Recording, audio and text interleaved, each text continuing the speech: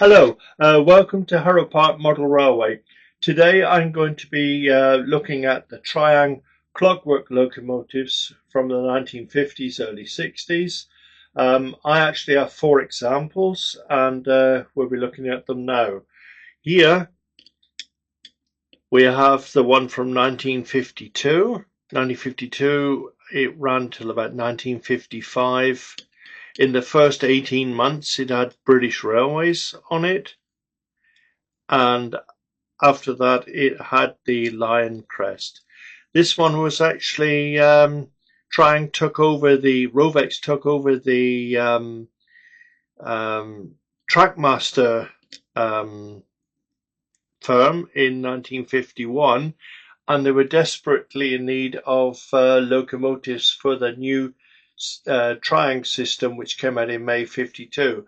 And they only had the Princess locomotive at that time, and this one from Trackmaster was put into service, and it was the only one that was die-cast. It was made at the Merton Works in Wales, where they made die-cast dinky cars.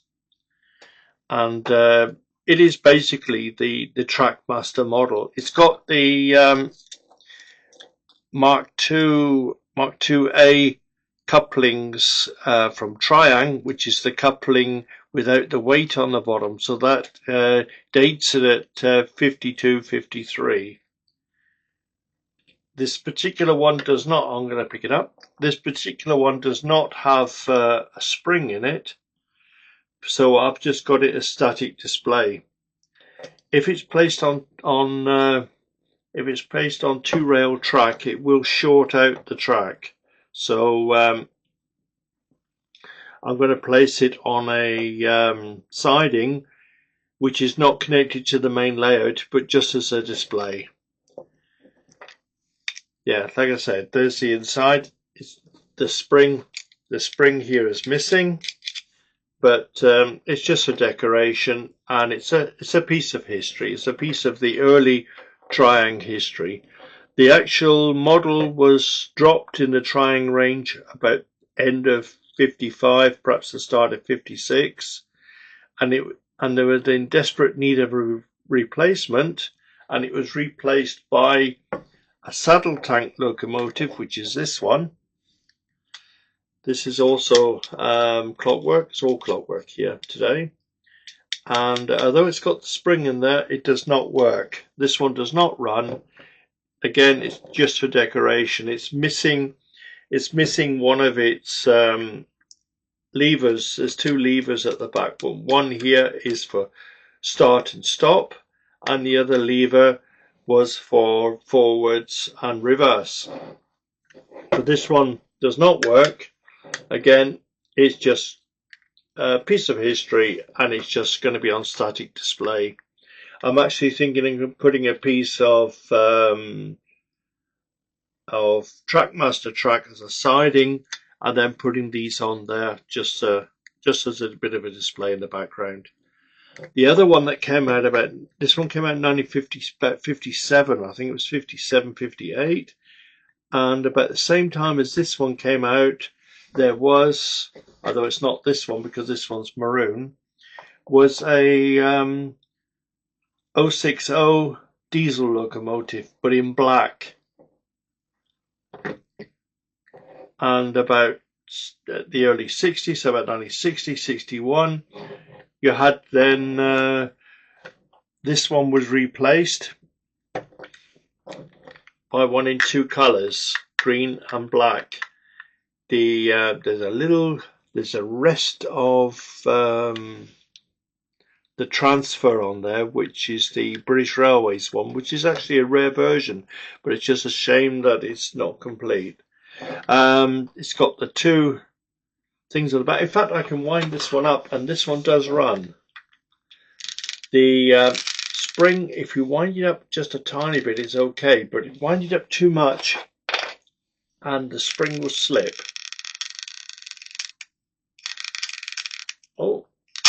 Oh yeah, it slips. But anyway, it will do at least one or two circuits of the layout. I'm going to put it on there and just Just see, let's see if we can get at least one circuit of the test track out of it. Well, it runs quite fast. Oh, yeah, like I said, we got once around the circuit. That one came out about the early 60s, and this one came out about the same time in maroon. It's actually got someone had replaced the transfers on it because it's actually got a different number from what it was issued with. Oh, wait a minute, I'm trying to wind this one up. This one works quite well. So these were very popular, so like the early 60s,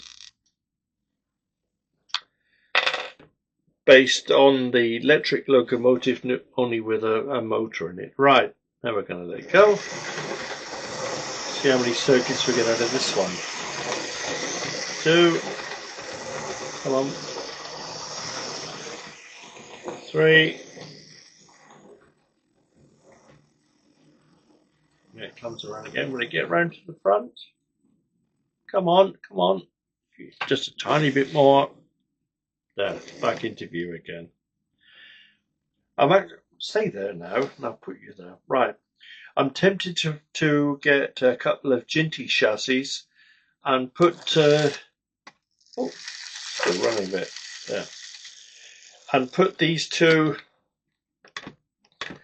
on Ginty chassis, so I got them running on the layout, because this one in electric is only available in black, so it'd be nice to have a green version running on the layout. And it's the same with this one, that was available in electric in black and then later in green. And having one in maroon will also add a bit of colour to the layout.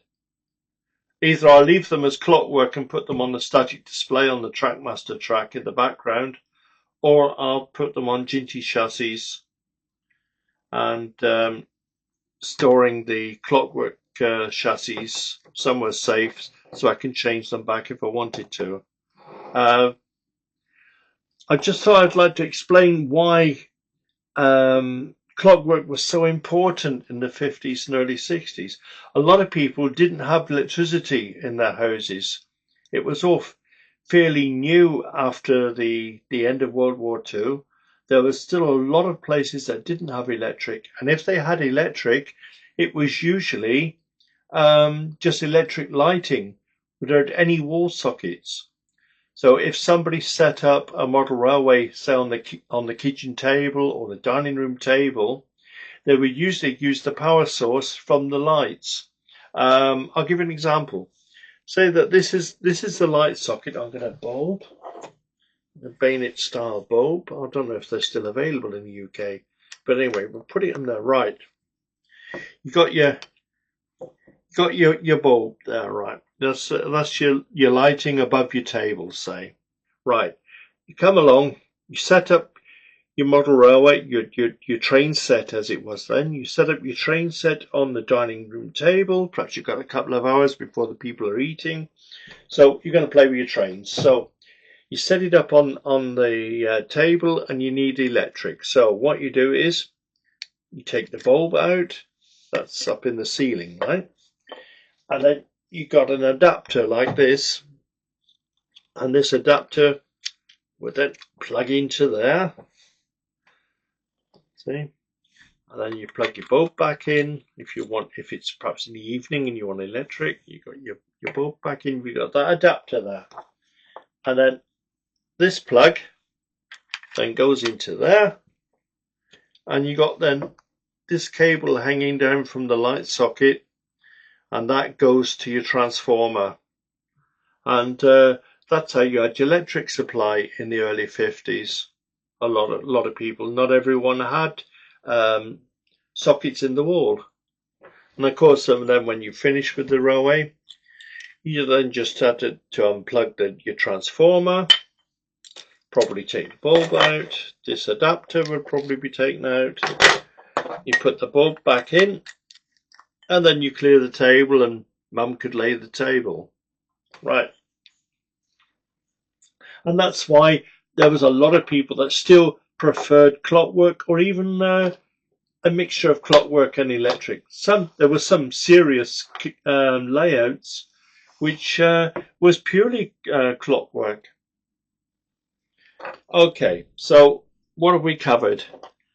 We covered the early N2, which was based on the Trackmaster, and that was the second locomotive in the Triang stable, and that was replaced by the Ginty. Once the Ginty came out, in the electric Ginty in 1953, I think it was, 1953, then this was gradually being phased out.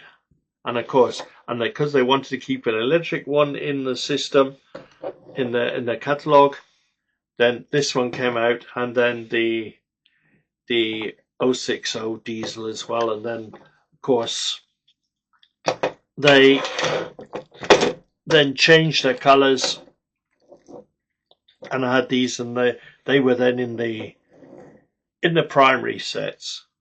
That's the main ones. There was other ones as well, other variants as well, but these are the four that I have, and I will be putting them on my model railway, but not running them as clockwork.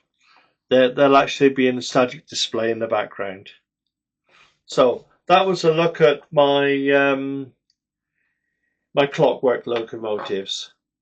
So hopefully I'll have something next week on the main layout, but I'm still working on the cables, and that's why we were restricted or confined to the workbench this week.